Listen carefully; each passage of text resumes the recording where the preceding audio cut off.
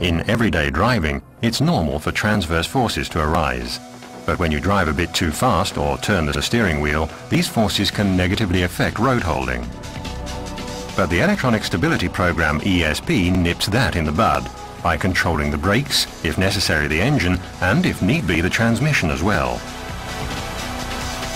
ESP comprises the following components: a speed sensor on each wheel. The rotation rate sensor measures the car's rotation around its vertical axis. The steering angle sensor registers the driver's steering intention. From the sensor signals, the control unit computes when and how it has to intervene. The hydraulic unit builds up and reduces the braking pressure in the brakes. What happens during the first steering maneuver?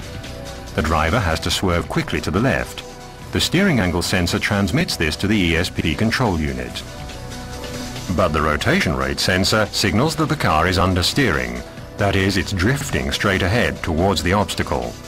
In split seconds, ESP brakes the left rear wheel, very briefly and sharply. This produces the desired counteracting force so that the car responds as the driver intended.